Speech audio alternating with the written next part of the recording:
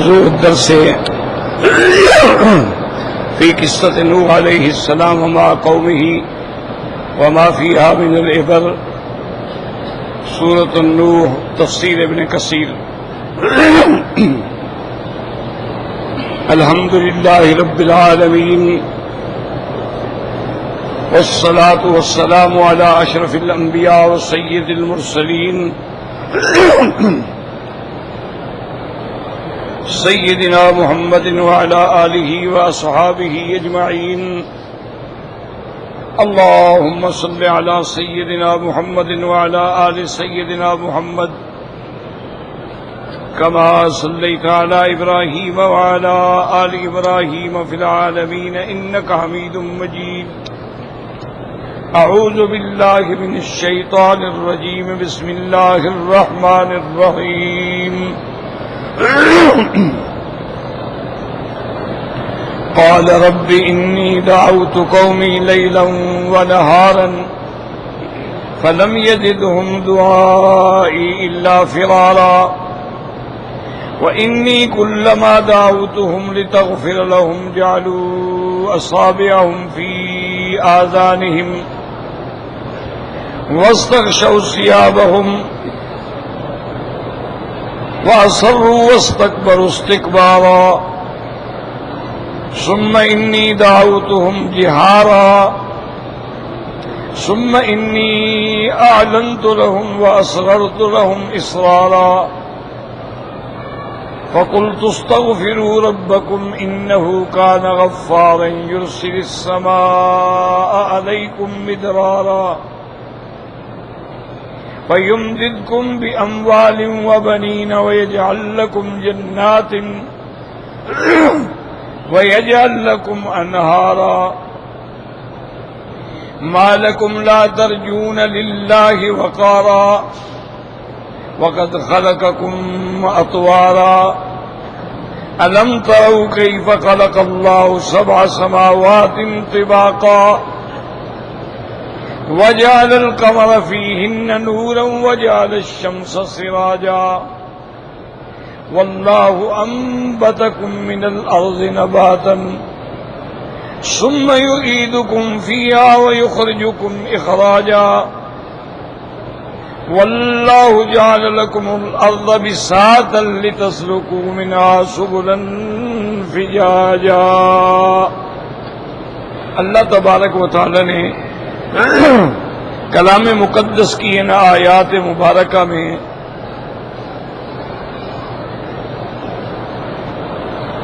حضرت نوح علیہ السلام کے بارے میں ارشاد فرمایا ہے کہ نوح علیہ السلام نے تقریباً 950 سال تک اپنی قوم کو دعوت دی، لیکن قوم ایمان نہ لے آئی. تو اب اللہ کی دربار میں اپنا شکوہ پیش کیا کہ قال رب انی دعوت قومی، اے میرے رب میں نے اپنی قوم کو رات میں بھی دن میں بھی ہر حال میں ہر زمان میں ہر مکان میں دعوت دی. فلم یزدہم دعائی الا فرارا، جب بھی میں نے ان کو بلایا ہے انہوں نے مجھ سے دور بھاگے ہیں. وَإِنِّي كُلَّمَا دَعَوْتُهُمْ لِتَغْفِرَ لَهُمْ، میں نے جب بھی ان کو دعوت دی توحید کی تاکہ آپ ان کے گناہوں کو معاف کر دیں. جعلوا اصابعهم فی آذانہم، وہ اپنی انگلیاں کان میں دے دیتے ہیں. واستغشوا ثیابہم، اور کپڑا ڈال لیتے ہیں. واسروا، اور اپنے اسی کفر پہ جمے ہوئے ہیں. واستکبروا استکبارا، اور اس کے ساتھ یہ ہے کہ وہ سب سے بڑا اظہار تکبر کرتے ہیں اور اللہ کے دین اللہ کی توحید سے اعراض کرتے ہیں. ثم انی دعوتہم جہارا، یا اللہ پھر میں نے ان کو زور زور سے بھی دعوت دی.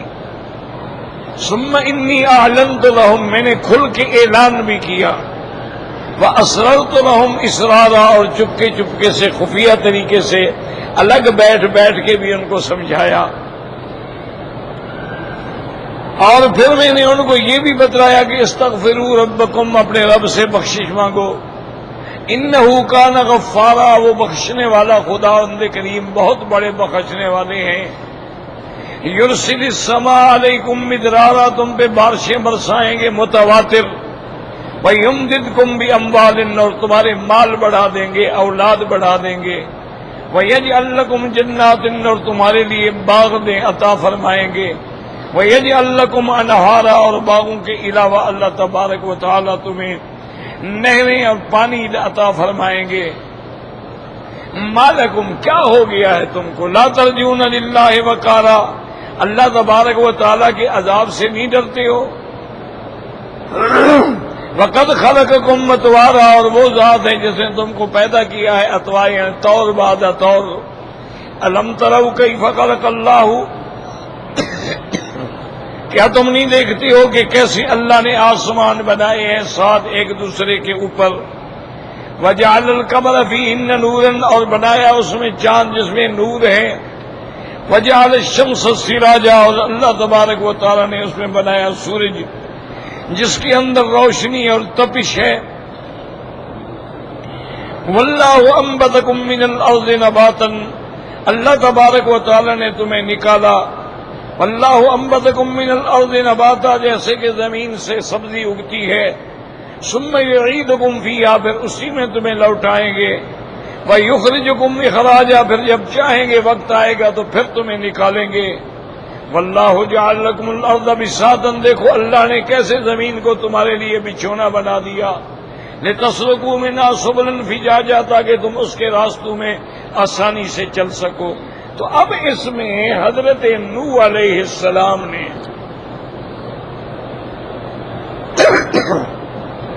اپنے اللہ کی دربار میں شکوہ پیش کیا،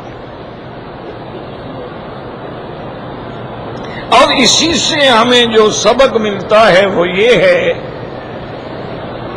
کہ حق کی دعوت دینے والے جو ہیں ان کو متواتر دعوت میں لگا رہنا چاہیے، چاہے کوئی اس دعوت پر ایمان لے آئے نہ لے آئے۔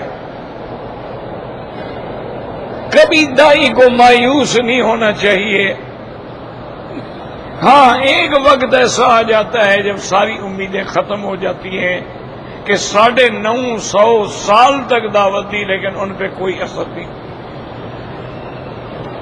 اور پھر حضرت نوح علیہ السلام نے فرمایا کہ میرا مولا، ان کا تو عالم ہی ہے کہ جب میں ان کو دعوت دیتا ہوں وہ اور بھاگتے ہیں اور نفرت کرتے ہیں، اور میرے ساتھ ان کے بغض کا یہ عالم ہے کہ جب میں ان کو دعوت دیتا ہوں اپنی انگلیوں سے کان بند کر دوں کہ کوئی آواز آئی ہی نہیں، اور اسی طرح سر پہ کپڑا بھی ڈال دیتی ہیں تاکہ وہ میری شکل دیکھنا بھی نہیں چاہتے۔ وہ اصروا، اور اسی کفر میں جمے ہوئے ہیں اور اسی اپنے اناد میں اور اپنے تکبر میں پڑے ہوئے ہیں۔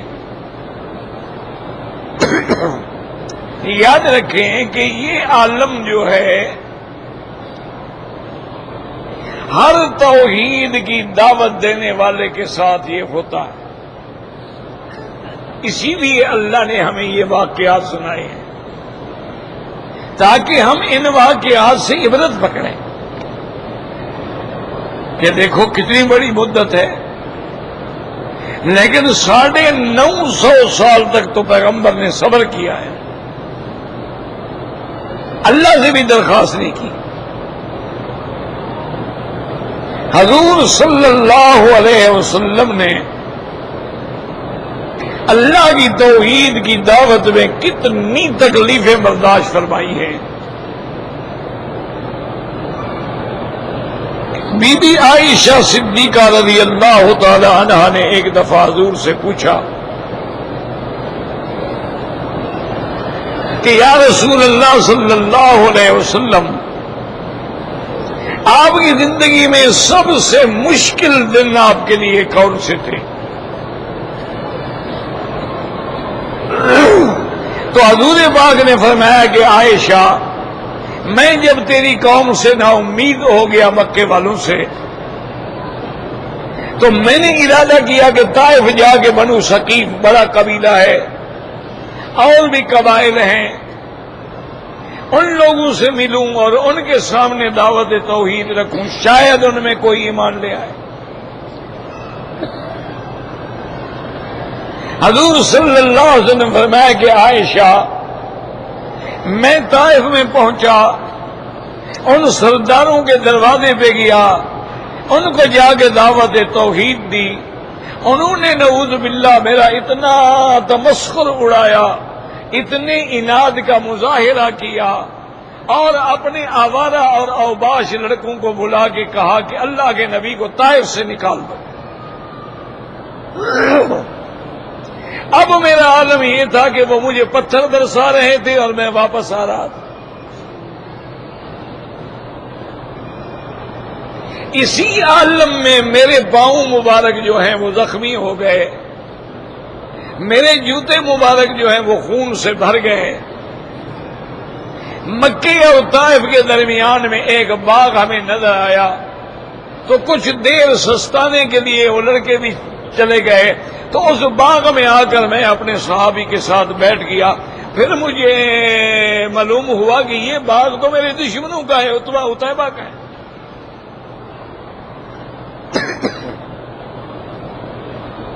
اب اسی حالت کے اندر میں نے اپنے اللہ سے عرض کیا کہ اللہم الیک اشکو ضعف قوتی وقلت حیلتی وہوانی علی الناس، کہ یا اللہ میں اب آپ کے سامنے ہی اپنی کمزوری رکھتا ہوں۔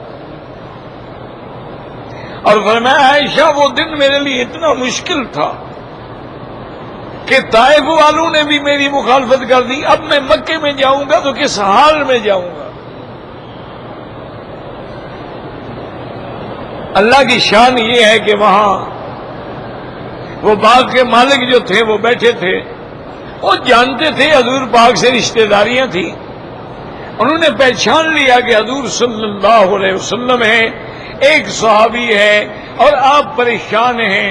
انہوں نے اپنے غلام کو کہا کہ ایسا کرو کہ ٹھنڈا پانی بھی لے جاؤ اور کسی طبق کے اندر انگور جو ہیں وہ بھی دھو کے جا کے پیش کرو، ہمارا دشمن ہے لیکن ہمارے باغ میں آیا ہے۔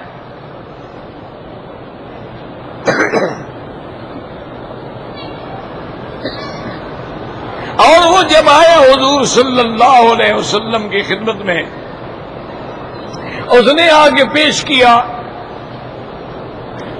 آپ نے دیکھا اور آپ نے فرمایا کہ من این انتا، کہ تم یہاں کے تو نہیں لگتے ہو، تم اہل حجاز کے یا طائف کے یا تہامہ کے یا بنو ثقیف سے تو نہیں لگتے ہو، تم کہاں کے رہنے والے ہو؟ تو اس نے کہا کہ یا محمد صلی اللہ علیہ وسلم انا من نینوا، نینوا ایک جگہ ہے میں وہاں کا رہنے والا ہوں۔ آپ نے فرمایا وہ نینوا وہی تو نہیں جہاں حضرت یونس ابن متہ اللہ کے نبی پیدا ہوئے؟ اس نے کہا انت تعرف یونس ابن متہ، آپ جانتے ہیں حضرت یونس ابن متہ کو؟ آپ نے فرمایا وہ تو میرا بھائی ہے، وہ اللہ کا نبی ہے، میں بھی اللہ کا نبی ہوں۔ تو اس نے کہا کہ یا محمد مجھے پتہ لگ گیا ہے آپ اللہ کے سچے نبی ہیں، میں کلمہ پڑھتا ہوں لیکن ان ظالموں کی وجہ سے میں ظاہر نہیں کروں گا۔ تو وہاں یہ واقعہ بھی پیش آیا،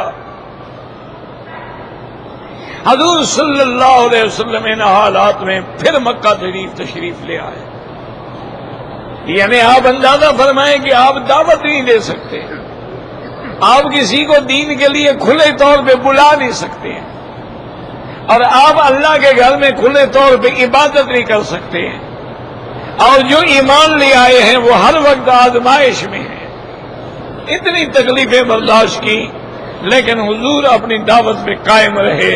اسی سے ہمیں سبق ملتا ہے کہ اگر آپ اہل حق ہیں تو حق کے راستے میں تکلیفیں ہر حال میں آئیں گی۔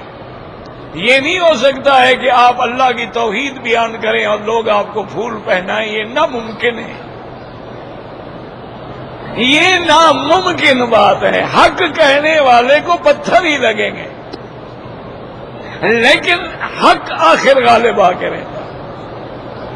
تو اس لیے نوح علیہ السلام نے بھی عرض کیا کہ یا اللہ اب ان کا یہ عالم ہے نفرت کا، میری شکل دیکھنا نہیں چاہتے۔ اور پھر میں نے کوئی طریقہ نہیں ہے، زور سے بھی سمجھایا ہے، لوگوں میں اعلان کر کے بھی سمجھایا ہے، گھروں میں جا کے علیحدہ بیٹھ کے خفیہ طریقے سے بھی بات سمجھائی ہے کہ سمجھنے کے لیے تیار ہے۔ اور پھر حضرت نوح علیہ السلام نے فرمایا کہ میں نے ان سے یہ بھی کہا ہے کہ تم اپنے رب سے معافی تو مانگو، استغفار تو کرو۔ جب تم معافی مانگو گے تو انہو کان غفارا، مبالغے کا صفہ ہے، بہت بڑا بخشنے والا۔ اسی لیے قرآن میں آپ دیکھیں نا، جہاں بھی ایسے صیغے آتے ہیں مبالغہ، تواب، بہت بڑی توبہ قبول کرنے والا، بہت بڑی بخشش کرنے والا، گناہگاروں کو بار بار بخشش کرنے والا، غفارن۔ اور جب تم استغفار کرو گے تو تمہاری جو زمینیں بنجر پڑی ہیں اللہ آسمانوں سے لگاتار بارشیں اتاریں گے، اور اللہ تمہارے مال میں بھی برکت دیں گے، تمہاری اولادوں میں بھی برکت دیں گے۔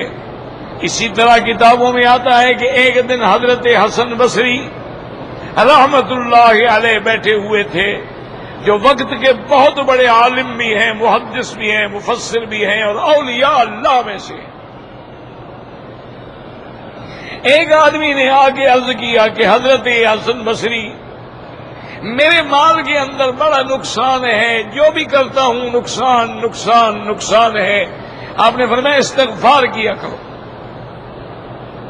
استغفار جو ہے نا، یاد رکھو، ایک تو ہے سب سے سید الاستغفار، وہ تو ہے اللہم انت ربی لا الہ الا انت خلقتنی وانا عبدک وانا علی عہدک ما استطعت اعوذ بک من شر ما صنعت ابوء بنعمتک علی وابوء بذنبی فاغفر لی فانہ لا یغفر الذنوب الا انت۔ یہ تو ہے سید الاستغفار۔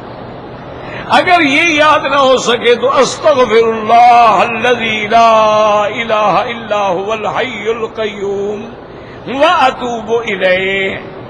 اگر یہ بھی یاد نہ ہو سکے تو استغفر اللہ ربی العظیم، استغفر اللہ ربی العظیم۔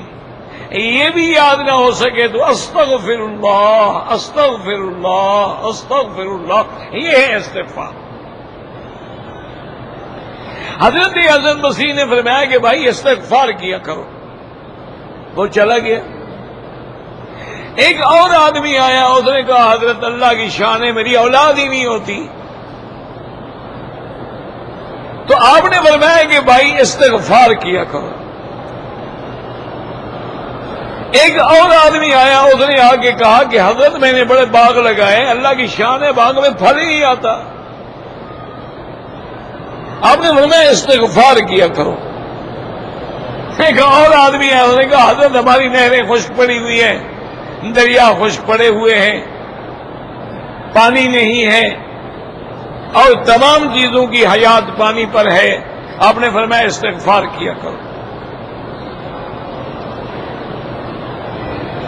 اب جب وہ سارے پوچھ کے چلے گئے تو کسی شاگرد نے عرض کیا، اس نے کہا حضرت آپ نے کمال فرما دیا ہے کہ جو بھی آدمی آتا ہے آپ کہتے ہیں استغفار کرو، اولاد نہیں ہے استغفار کرو، مال نہیں ہے استغفار کرو، بارشیں نہیں ہے تو استغفار کرو، نہریں خشک پڑی ہیں استغفار کرو، باغ پر سبز نہیں ہوتے، ہر بات کے استغفار۔ اور آپ نے کسی کو کوئی اور وظیفہ بتایا ہی نہیں۔ تو حضرت حسن بصری رحمت اللہ علیہ نے فرمایا اللہ کے بندے، یہ میں نے نہیں بتایا، یہ تو قرآن میں ہے۔ اللہ کا فرمان ہے کہ قل تستغفروا ربکم، اگر تم اپنے رب سے بخشش مانگو گے، استغفار کرو گے، انہ کان غفارا، وہ بہت بڑے بخشنے والے ہیں۔ وَيُرْسِلِ السَّمَاءَ عَلَيْكُمْ مِدْرَارًا، اور آسمان سے متواتر بارشیں برسائیں گے۔ وَيُمْدِدْكُمْ بِأَمْوَالٍ وَبَنِينَ، تمہارے مال میں اولادوں میں برکت دیں گے۔ وَيَجْعَلْ لَكُمْ جَنَّاتٍ وَيَجْعَلْ لَكُمْ أَنْهَارًا، یہ تو قرآن کا وعدہ ہے، میں نے خود تھوڑا بتایا ہے، یہ تو اللہ کے قرآن میں ہے۔ تو اس لیے میں نے یہ باتیں بتائی ہیں۔ اور یاد رکھیں کہ علماء نے لکھا ہے کہ استغفار جو ہے یہ اتنی بڑی اللہ کی نعمت ہے، ہر مشکل کا حل ہے۔ اور اس کے لیے یاد رکھیں، ویسے تو آپ 24 گھنٹے استغفار کر سکتے ہیں، دن ہے رات ہے، لیکن افضل وقت یہ ہے کہ آدمی تہجد کے وقت استغفار کرے۔ وَبِالْأَسْحَارِ هُمْ يَسْتَغْفِرُونَ، اللہ نے فرمایا کہ جو میرے ایمان والے بندے ہیں وہ وقت سحر میں مجھ سے بخشش مانگتے ہیں، تو اس وقت میں استغفار کرنا جو ہے وہ زیادہ اکثیر اعظم ہے۔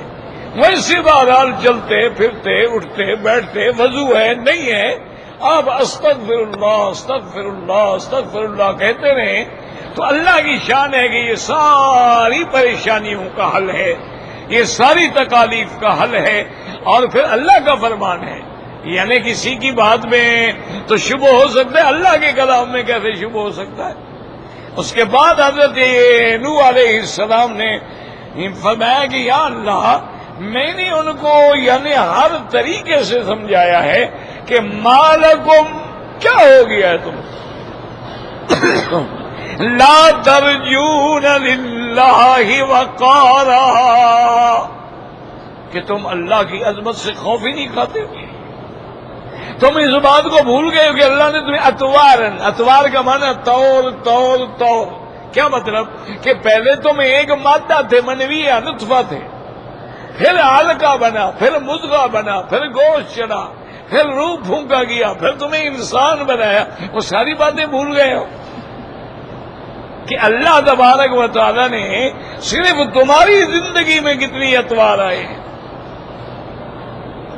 اور پیدائش کے بعد بھی دیکھو تو کہ تم پہلے رضی تھے، رضی ہونے کے بعد جب تم نکلے تو صبی تھے، اس کے بعد نکلے تو تم ولد تھے، اس کے بعد پھر تم غلام تھے، اس کے بعد تم پھر شاب تھے، اس کے بعد تم پھر شیب تھے۔ یہ ساری ادوار تمہیں بھول گئے، اللہ کی قدرتیں سمجھ نہیں آتی تمہیں؟ اگر تمہیں نظر نہیں آتی تو لم تروا کیف خلق اللہ سبع سماوات طباقا، آسمانوں پہ نظر ڈالو کہ اللہ تبارک و تعالی نے کیسے 7 آسمان بنائے ہیں، اور طباقاً مانا ایک دوسرے کے اوپر وہ ہیں جیسے کوئی طبق ایک دوسرے کے اوپر ہوتا ہے۔ تو یہ اللہ تعالی کی قدرت ہے، اس پہ نظر ڈالو۔ اور اس کے بعد فرمایا کہ وَجَعَلَ الْقَمَرَ فِيهِنَّ نُورًا، یاد رکھو کہ قمر جہاں بھی قرآن میں ہے اس کے ساتھ لفظ نور ہے۔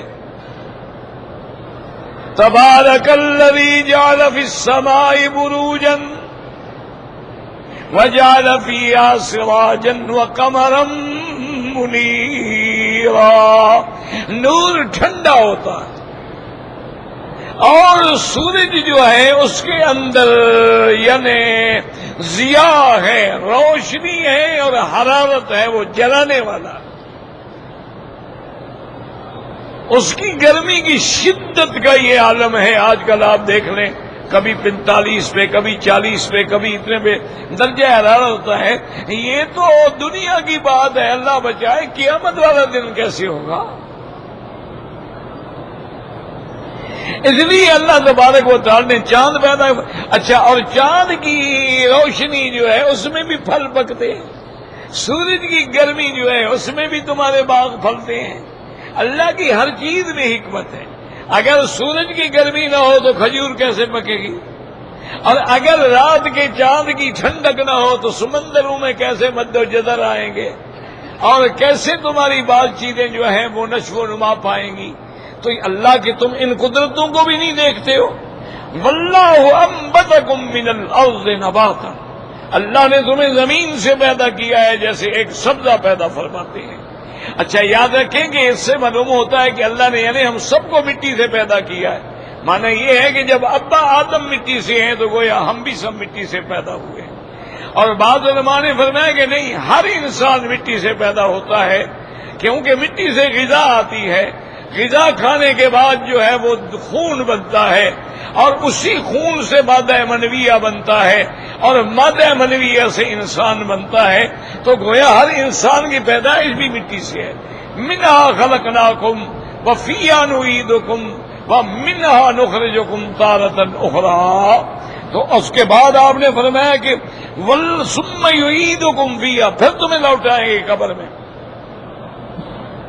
وَيُخْرِجُكُمْ مِخْرَاجًا، اور پھر تمہیں نکالیں گے واللہ جعل لکم الارض بساطا، اور اس پہ غور کرو کہ اللہ نے تمہارے لیے زمین کو کیسے بچھا دیا ہے اور اس کے اندر کیسے راستے بنا دیے ہیں کہ تم اس کے راستوں میں چلتے ہو، اپنا رزق حاصل کرتے ہو۔ اتنی دلائل ہے قدرت کے دیکھنے کے بعد بھی تم اللہ پر ایمان نہیں لے آتے۔ اس لیے ہمیشہ یاد رکھے کہ اللہ کی توحید کی دعوت کے لیے لازم تکلیفیں برداشت کرنی پڑتی ہیں۔ اللہ ہمیں بھی توحید پہ ثابت قدم رکھے۔ دعا بھی کریں اللہ شفا دے، تکلیف ہے بولنے میں۔ انا للہ و انا الیہ راجعون۔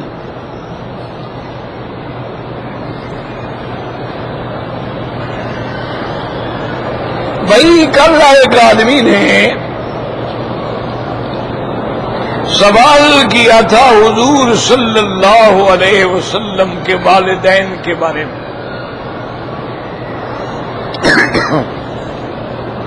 پہلی چیز تو یہ ہے میرے محترم کہ ان مسائل سے آپ کو واسطہ کیا ہے؟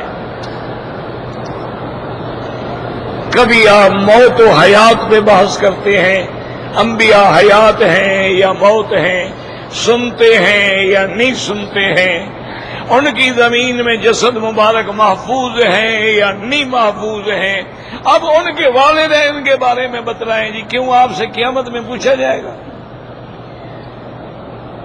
آپ سے قبر میں سوال ہوگا کہ اے حضور کے والدین کے بارے میں کیا عقیدہ ہے تمہارا؟ تو آخر ایسے سوالات جنم کیوں لیتے ہیں؟ اس میں یاد رکھیں کہ سب سے پہلی بات تو یہ آپ دیکھ لیں کہ حضور کے والدین حضور کی نبوت سے پہلے فوت ہو گئے۔ حضور صلی اللہ علیہ وسلم ابھی پیدا بھی نہیں ہوئے، آپ کے والد فوت ہو گئے۔ حضور صلی اللہ علیہ وسلم کے پیدائش کے بعد ابھی آپ کی عمر جو ہے 6-7 سال تھی کہ والدہ بھی فوت ہو گئی۔ حضور صلی اللہ علیہ وسلم کو نبوت ملی ہے 40 سال کے بعد۔ تو جب ان کو حضور کی نبوت کا زمانہ ہی نہیں ملا تو ایمان کیسے لے آئے؟ ان کے سامنے تو حضور کی نبوت ہی نہیں ہے۔ اچھا اب یہ ہے کہ بعض علماء یہ بھی کہہ دیتے ہیں کہ جی وہ سابقہ دین پہ تھے، یعنی دین انبیاء پہ تھے، تو اس طرح تو پھر مکے والے سارے کہتے تھے ہم دین ابراہیم پہ ہیں۔ مکے کے جتنے قریش ہیں وہ دعویٰ کرتے تھے کہ یا محمد مصطفیٰ ہم تو مجاور ہیں اللہ کے گھر کے جو حضرت ابراہیم نے بنایا ہے۔ ابراہیم نے حج کیا ہم حج کرتے ہیں، ابراہیم نے ختنہ کیا ہم ختنہ کرتے ہیں، ابراہیم نے عقیقہ کیا ہم عقیقہ کرتے ہیں، ابراہیم نے قربانی کی ہم قربانی کرتے ہیں، ہم تو دین ابراہیم پہ ہیں۔ ایسا دعویٰ تو پھر ہر کوئی کرتا ہے نا۔ اچھا اسی طرح یہود بھی یہ دعویٰ کرتے ہیں، وہ کہتے ہیں جی ہم تو ابراہیم الخلیل کو مانتے ہیں، ہمارا ایمان ہے، کیونکہ اللہ نے جتنے نبی بھیجے ہیں وہ ولد نوح ہیں، ان کے بعد جو نبوت کا سلسلہ ہے وہ ولد ابراہیم میں ہے، تو تمام انبیاء ان کی ذریت سے آئے ہیں، لہذا ہم مانتے ہیں۔ اسی طرح نصرانی بھی کہتے تھے کہ جی ہم تو ابراہیم علیہ السلام کو مانتے ہیں۔ اللہ نے قرآن میں باقاعدہ قرآن اتارا اور وعدے کیا کہ ما کان ابراہیم یہودیا، فرمایا میرا مدنی خبردار ان کو بتا دو ابراہیم تمہارے عقیدے پہ نہیں تھا۔ ما کان ابراہیم یہودیا ولا نصرانیا، نہ نصارہ کے عقیدے پہ تھا، ولیکن کان حنیفا مسلما وما کان من المشرکین، وہ تو اللہ کا کھرا ماننے والا تھا، اور وہ تو مشرکین میں نہیں تھا۔ اور مکے والوں اور قریش مکہ، تم کیسے بدبخت ہو؟ حضرت ابراہیم بتوں کے توڑنے والا ہے، اور تم اللہ کے کعبے میں بتوں کو بھرنے والے ہو اور کہتے ہو ہم ابراہیم کے دین پہ ہیں۔ کیسے دعویٰ کر رہے ہو؟ تو اس لیے اگر کوئی کہتے ہیں کہ جی وہ سابقہ انبیاء کے دین پہ تھے، تو سابقہ انبیاء کا پہلے دین بھی تو موجود ہو نا۔ تو اس لیے یہ تو ایک پکی بات ہے کہ حضور کے والدین کو حضور کا زمانہ نہیں ملا ہے، اور انہوں نے حضور پہ کلمہ نہیں پڑھا۔ اچھا، اسی طرح ایک حدیث میں بھی آیا، حضور پاک نے فرمایا کہ میں نے اللہ سے درخواست کی کہ یا اللہ مجھے اپنی اماں کی قبر پہ جانے کی بھی اجازت دیں اور ان کی مغفرت کے لیے مانگنے کی بھی اجازت دیں۔ حضور پاک نے فرمایا کہ میرے نبی آپ کو ان کی قبر پہ جانے کی اجازت ہے، لیکن مغفرت مانگنے کی اجازت نہیں ہے۔ تو یہ بھی ایک حدیث ہے۔ اسی طرح ایک آدمی آیا حضور کی خدمت میں، وہ اسلام بھی لا چکا تھا۔ اس نے کہا کہ یا رسول اللہ، میں تو اسلام لے آیا لیکن میرا ابا جو ہے وہ کفر پہ مر گیا، اب اس کا انجام کیا ہوگا؟ آپ نے فرمایا کہ لا الہ الا اللہ، لا الہ الا اللہ کیا ہے؟ استغفر اللہ، استغفر اللہ، انا للہ و انا الیہ راجعون۔ کون سمجھائے؟ کون سمجھائے؟ جب اتنی عمر میں بھی ان کو سمجھ نہیں آئی تو میری تقریر کیا کر لے گی؟ سب سے بعد میں آؤ، سب سے پھلانگ کے آگے آگے بیٹھ جاؤ۔ کس شریعت کا یہ حکم ہے جی؟ اور اللہ کے دین کی ایک بات ہو رہی ہے، اس کا دماغ ہی چلا گیا، بات نکل گئی دماغ سے، وہ تو ان کی طرف متوجہ ہو گئے کہ کون حضرت آ گئے ہیں۔ تو اس لیے ایک آدمی نے حضور سے پوچھا کہ یا رسول اللہ صلی اللہ علیہ وسلم، میرا باپ جو ہے وہ تو کفر میں مر گیا۔ آپ نے فرمایا پھر وہ جہنم میں گیا۔ اب صاف بات ہے، اس کو بڑی تکلیف ہوئی جس کو کہا جائے تمہارا باپ جہنم میں گیا ہے، بڑا گھبرایا۔ آپ نے فرمایا کیسی بات پہ گھبرا؟ ان ابی و ابا کا فی النار، میرا ابا اور تیرا ابا بھی کٹھے ہیں۔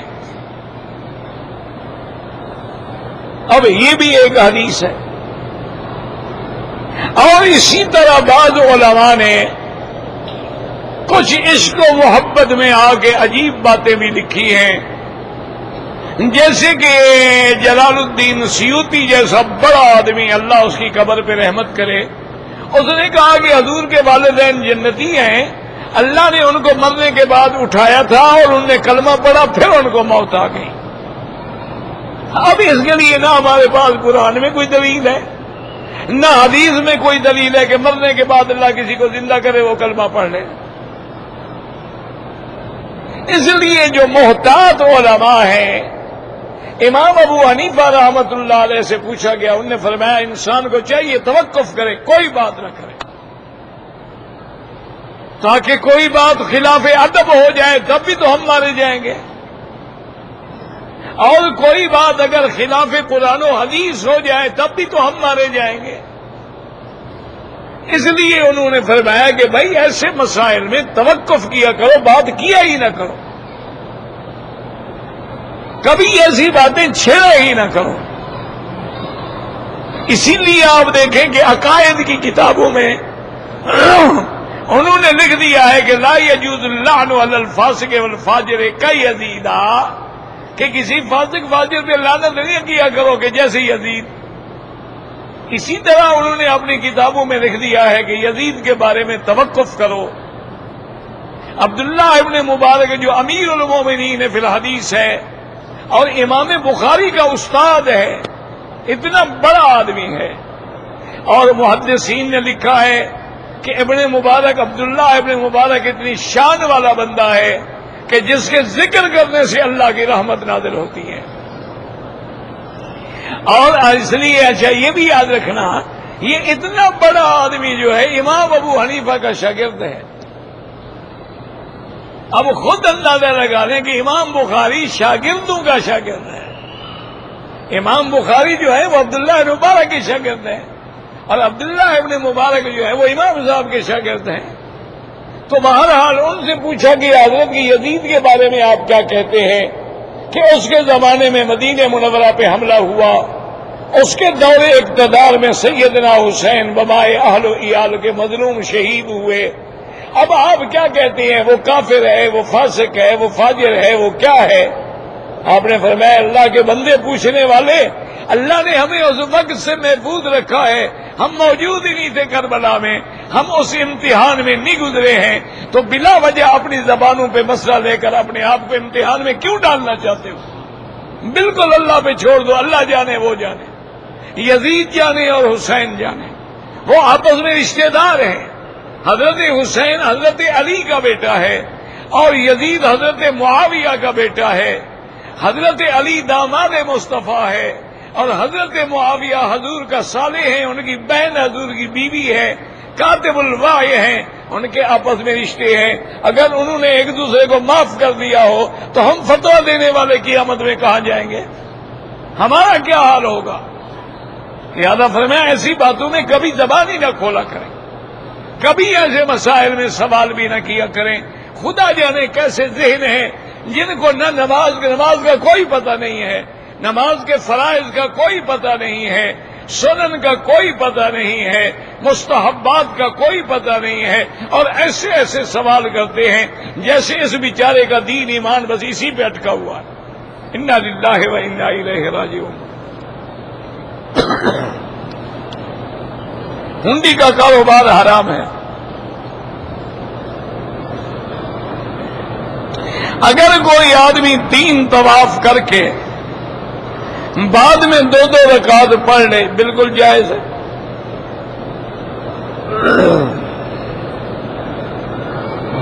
بھائی حدود حرم میں یعنی مکے کے شہر میں جہاں بھی نماز پڑھو 1 کا لاکھ ملتا ہے، اور مسجد میں پڑھو تو 25 درجے بڑھ جاتا ہے، اور جامع مسجد میں پڑھو تو 27 درجے بڑھ جاتا ہے. اور پھر جتنا آدمی کعبے کے قریب ہوگا اس کے ثواب کا کوئی حساب ہے دنیا میں؟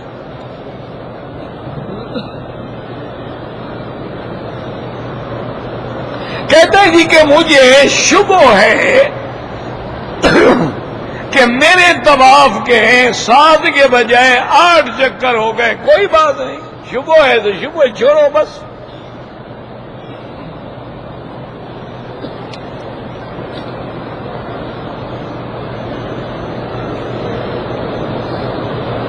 بہرحال حنفی مسلک میں جو عورتیں زیورات پہنے یا نہ پہنے، کبھی کبھی پہنے، سب پہ زکوٰۃ دینی ہے. تمام زیورات کی قیمت لگائی جائے گی آج کے مارکیٹ ریٹ سے.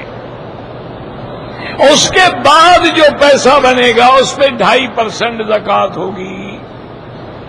امام احمد ابن حنبل رحمت اللہ علیہ جن کی فقہ اس ملک میں چلتی ہے وہ فرماتی ہیں کہ جو زیورات پہننے کے لیے ہیں ان پہ زکوٰۃ نہیں ہے. اگر اس نے خرید کے رکھے ہیں کہ ہم بیچیں گے، کل کو ہم منافع حاصل کریں گے، پھر زکوٰۃ دیں گے. لیکن احتیاط تو اسی میں ہے نا کہ زکوٰۃ دی جائے.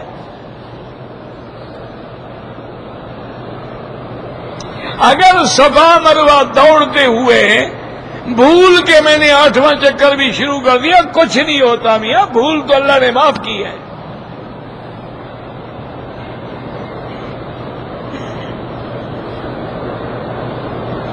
ایک شخص مدینہ منورہ سے نیت بھی عمرے کی تھی، بغیر احرام کے آیا ہے، اور مسجد عمرہ سے تنعیم سے احرام باندھ کے عمرہ کرے، لیکن دم دینی پڑے گی کہ میقات گزرایا۔ اگر وہ فوراً طائف چلا جائے یا رابغ چلا جائے، میقات سے احرام باندھ کے عمرہ کر لے، کوئی دم نہیں، تو وہ زیادہ اچھی بات ہے نا کہ 400 ریال کی بکری بھرو، اس سے بہتر نہیں ہے کہ 50 ریال دے کے طائف چلے جاؤ، احرام باندھ کے آ جاؤ۔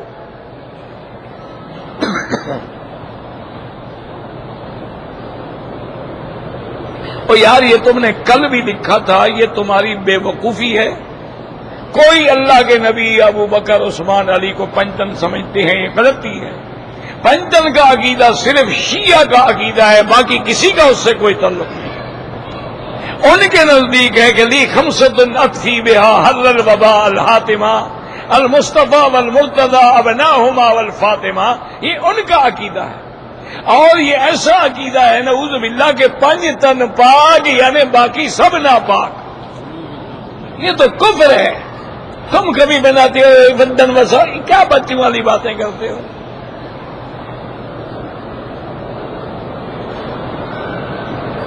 کہتے ہیں جی یہ جو کنٹیکی ہے یا البیک ہے، ان کی مرغیوں کا میرا کوئی ٹھیکہ ہے، میں مینیجر ہوں ان کا، مجھے پتا ہے۔ مجھے کیا پتا ہے؟ مرغیاں تم کھاتے ہو تو حقیقت میں کرتا پھروں؟ نہیں، مجھے کیا پتا ہے کہ یہ کہاں سے مرغی آتی ہے؟ مجھے کیا پتا ہے؟ مجھے صرف ایک پتا ہے کہ جو اس ملک کی کمپنیاں ہیں، جو ان کی مرغی ہے وہ حلال، اور جو باہر سے آتی ہے وہ 99% حرام ہے۔ ان کا کوئی اعتبار ہے ہی نہیں۔ اب مجھے نہیں پتا کہ یہ کنٹیکی والے کہاں سے منگواتے ہیں، البیک والے کہاں سے منگواتے ہیں۔ نہیں، تمہارے عمرے کا حصہ ہے کہ البیک نہیں کھاؤ گے تو عمرہ نقصان میں رہے گا۔ یعنی جس چیز میں شبہ پڑ جائے، حکم یہی ہے، حضور کا حکم ہے کہ الحلال بین والحرام بین وبینہما امور مشتبہات۔ حضور نے فرمایا بعض چیزیں خالص حلال ہیں، بعض حرام ہیں، بعض مشتبہ ہیں۔ فرمایا ان مشتبہ چیزوں سے بچ جاؤ۔ جو باہر سے مرغیاں آتی ہیں، مثلا ایک ملک ہمیں 1 لاکھ مرغی بھیجتا ہے، کون سی وہاں مولوی بیٹھے ہوئے ہیں جو 1 لاکھ مرغی ذبح کریں گے؟ وہ ٹیپ رکھ دیتے ہیں جناب، ٹیپ چلا کے بسم اللہ اللہ اکبر بسم اللہ اللہ اکبر، مشین چل رہی ہے، ٹیپ بھی چل رہی ہے، لکھ کے بھیج دیتے ہیں جی ہم نے بالکل اسلام کے مطابق ذبح کیا ہے۔ آپ کو کوئی فرق نہیں پڑے گا اگر 2-4 دن آپ یہ نہیں کھائیں گے۔ اور پھر اس ملک کی مرغیاں بھی ملتی ہیں، بڑا مرغی کھانے کا شوق ہے تو وہ منگا کے کھا لو۔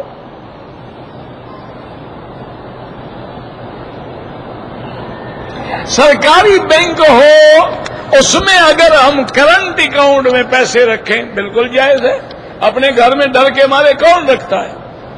اس لیے اجازت ہے کہ کرنٹ اکاؤنٹ میں رکھ سکتے ہیں۔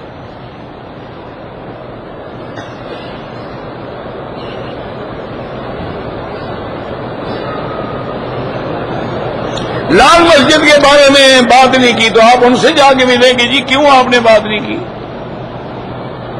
یہ کوئی شریعت کا مسئلہ ہے؟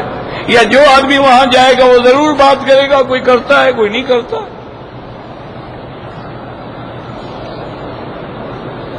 بہرحال جو بھی مولوی صاحبان نفاذ شریعت کرنا چاہتے ہیں اچھی بات ہے، ہم ان کے لیے دعا ہی کر سکتے ہیں، اس کے علاوہ ہم کچھ نہیں کر سکتے۔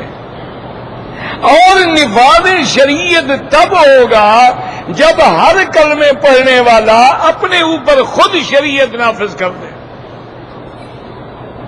ایسے نہیں ہو سکتا ہے۔ ہم جناب بپسی کافروں کی پیتے ہیں، برگر کافروں کا کھاتے ہیں، میکڈونلڈ کافروں کا کھاتے ہیں، چیز کافروں کی کھاتے ہیں، بسکٹ کافروں کے کھاتے ہیں، صابن ہم ان کے استعمال کرتے ہیں، دوائیں ساری ہم وہاں سے منگواتے ہیں، آپ شریعت نافذ کر لیں گے؟ ماشاءاللہ پہلے یہ تو چھوڑ دو. ایسے باتیں ہیں شریعت نافذ. اللہ چاہے تو کوئی عمر پیدا کر دے. وما ذالک علی اللہ بعزیز. اللہ کے آگے تو مشکل نہیں ہے، ہمارے جیسے مولویوں سے نہیں ہوتی.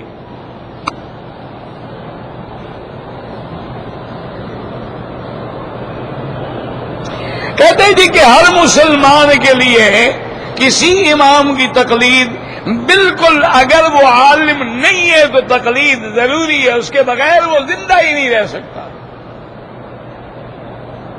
اگر آپ عالم ہیں اور ساری شریعت پر آپ کی نظر ہے، آپ مجتہد ہیں، آپ کو تقلید کی کوئی ضرورت نہیں. اور اگر آدمی، یاد رکھو، یا مجتہد ہوگا یا مقلد ہوگا، تیسری کوئی قسم نہیں ہوتی. یا تو اللہ اتنا علم دے دے نا جی کہ ہمیں قرآن پہ نظر ہو، حدیث پہ نظر ہو، ہمیں احکام پہ نظر ہو، ناسخ منسوخ پہ نظر ہو، ہمیں سارے معاملے، پھر ہمیں کوئی ضرورت نہیں کسی کی تقلید کرنے کی. لیکن اگر علم نہ ہو تو لازماً پھر کسی سے تو پوچھیں گے. فاسألوا اہل الذکر. یہ صرف یہ تو نہیں اہل کتاب سے پوچھو، قرآن والوں سے نہ پوچھو.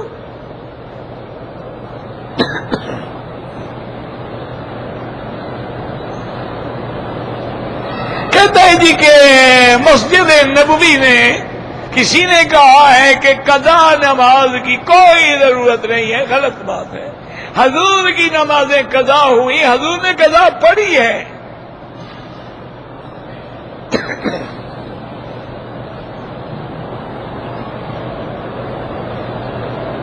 کہتے ہیں جی کہ ہمارے ملک میں ایک بات زیادہ عام ہو رہی ہے کہ اگر کوئی 3 طلاق دے دے تو 1 ہوتی ہے. میرا بھائی، چاروں اماموں کے نزدیک 3 ہوتی ہیں. کچھ علماء اس کے قائل ہیں، وہ جانے، ان کا فتویٰ جانے، ہمیں کسی پہ اعتراض نہیں. لیکن تمام ائمہ 4 اور جمہور علماء کے نزدیک 3 ہوتی ہیں.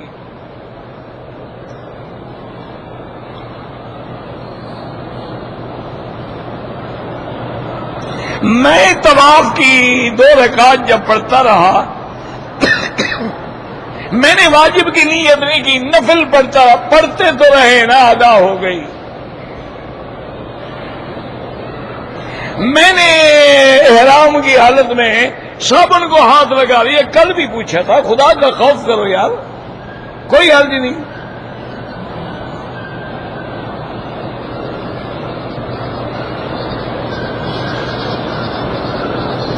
اگر ہم عمرے کے لیے آئے ہیں، شاپنگ کرنے کے لیے جدہ چلے جائیں تو احرام باندھنا ضروری نہیں ہے. لیکن افضل یہ ہے کہ احرام باندھ کے آؤ، تمہیں مفت میں عمرہ مل جائے گا.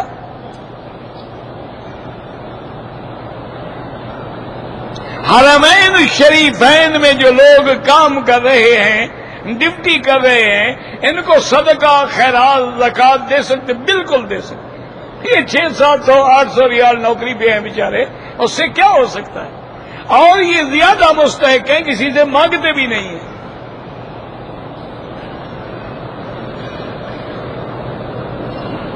طواف میں 1 ہاتھ سے اشارہ کرو یا 2 سے کوئی فرق نہیں پڑتا ہے. اگر طواف کے 2 رکعت حرم میں نہ پڑھیں، اپنے کمرے میں جا کے پڑھ لیں، پھر بھی ادا ہو جائیں گے. لیکن یہاں والا ثواب تو نہیں ملے گا نا.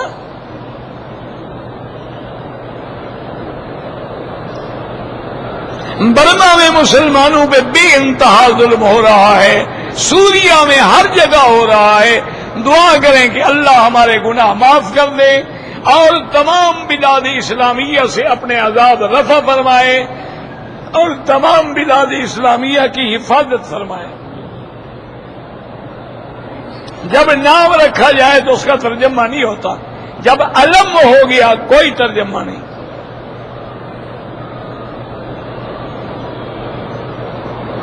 میرے پاس ایک عربی خط والا قرآن ہے، میں حرم کے قرآن سے بدل لوں؟ بالکل نہیں. یہ وقف حرم ہے، یہ نہ بدلا جا سکتا ہے نہ بیچا جا سکتا ہے.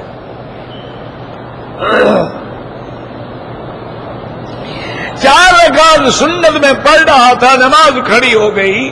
2 رکعت میں سلام پھیر دیں، نماز پڑھنے کے بعد وہ 2 رکعت پوری کر لیں، کوئی مسئلہ نہیں۔ نفلی طواف خود اپنے لیے کر کے دعا جس کے لیے چاہیں کہ اللہ اس کو ثواب دے۔ میں نے عمرہ کیا، طواف کیا، صفا دوڑا اور احرام کھول کے کپڑے پہن لیے، بال نہیں کٹوائے، بعد میں کٹوائے۔ اگر 1-2 گھنٹے کے بعد کٹوائے ہیں تو کوئی دم نہیں، اگر 5-6 گھنٹے گزر گئے دم پڑ گئی۔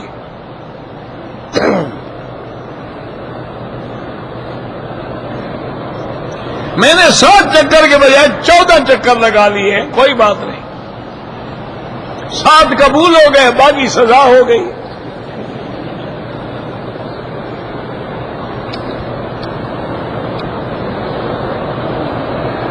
یہ جو لوگ بیعت ہوتے ہیں بالکل جائز ہے۔ حضور پاک نے بیعت فرمائی اسلام پر بھی، جہاد پر بھی، سمع و طاعت پر بھی۔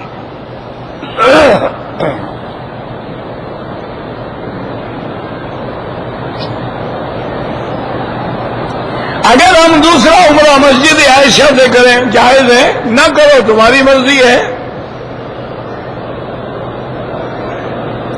حضرت بلال کو صبح کی اذان سے حضور نے روک دیا، یہ من گھڑت قصہ ہے، 100 نہیں بلکہ 101% جھوٹ ہے۔ کبھی نہیں روکا، نہ اللہ نے سورج کو روکا، یہ تو گھڑا ہوا قصہ ہے۔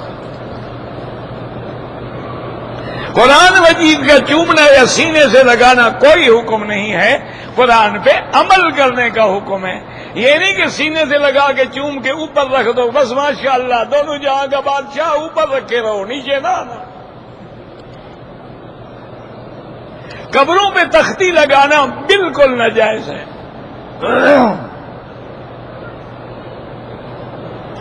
کہتے ہیں جی کہ نیک بیویاں جو ہیں وہ جنت میں ہمیں ملیں گی، ساری ملیں گی، فکر نہ کرو۔ نیک ہے یا جیسا عذاب ہے ملے گی تمہیں جنت میں، لیکن وہاں جھگڑا نہیں کرے گی، ٹھیک ہو جائے گی، فکر نہ کرو۔ اولاد اور والدین بھی ملیں گے، اگر اولاد کا درجہ کم ہوگا اللہ اونچا کر دیں گے۔ الحقنا بہم ذریاتہم، اللہ فرماتے ہیں ہم والدین کے ساتھ ان کی اولادوں کو بھی ملا دیں گے۔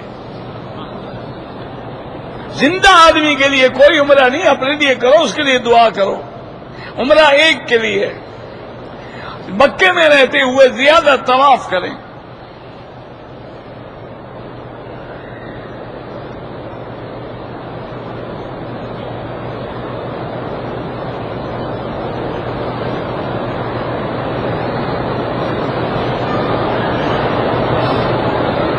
ہم مدینے سے آ رہے تھے، ہمیں پتہ ہی نہیں تھا کہ وہ میقات ہے، تم معلوم کرتے تو پتہ لگتا نا، آج معلوم کر رہے ہو تو پتہ لگ جائے گا نا۔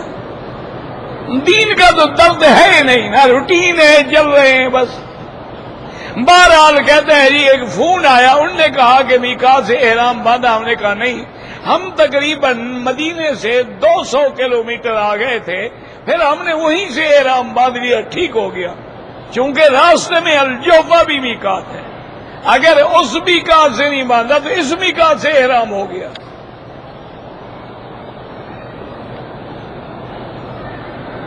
عدل کرنا جو ہے یعنی میاں بیوی ملتے ہوئے مرد اپنا پانی باہر پھینک دے تاکہ اولاد نہ ہو، اگر بیوی راضی ہو تو جائز ہے۔ ننگے سر نماز پڑھنے کی مجھے تو آج تک ایک حدیث بھی نہیں ملی ہے۔ میں نے جو ساری زندگی پڑھا ہے وہ یہی ہے کہ رحمت دو عالم نے اپنی پوری زندگی میں کبھی ایک نماز بھی بغیر کپڑے سر ننگے نہیں پڑھی، ما سوا احرام میں۔ اور یہی فتویٰ ہے علماء اہل حدیث کا بھی کہ کپڑا ہوتے ہوئے بغیر عذر کے ننگے سر نماز پڑھے تو مکروہ ہو جاتی ہے۔ فتاوی اہل حدیث میں یہ موجود ہے۔ آب زمزم کے ساتھ کفن دھونا کوئی شرعی مسئلہ نہیں ہے، یہ لوگوں نے رواج بنا رکھا ہے۔ کہتے ہیں جی کہ میں تو ان پڑھ آدمی ہوں، اور مولوی کہتے ہیں کہ تم بھی دین کی تبلیغ کرو، ان پڑھ تو ہو، نماز پڑھنی آتی ہے؟ ان پڑھ تو ہو، لا الہ الا اللہ محمد الرسول اللہ یہ کلمہ آتا ہے، بس اسی کی تبلیغ کرو۔ بلغوا انی ولو آیۃ، حضور نے فرمایا اگر تمہیں ایک آیت بھی آتی ہے تبلیغ کرو، پھر جاؤ گے تو سیکھو گے نا۔ میں اپنے بیٹے کا نام حشام رکھوں، بالکل ٹھیک ہے،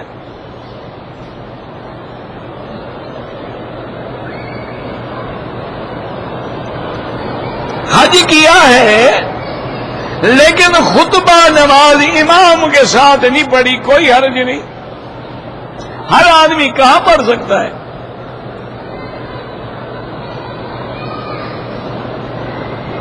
بہرحال موبائل کے اندر یہ لوگ جو ہیں گانا جو ہے موسیقی وہ تو بالکل حرام ہے، اور نعتیں برواتے ہیں وہ بھی بالکل حرام ہے، اذان برواتے ہیں وہ بھی بالکل حرام ہے، اللہ اکبر کی تکبیرات برواتے ہیں وہ بھی حرام ہے، کہ ہم نے ان کو رنگ ٹون کے برابر بنا دیا۔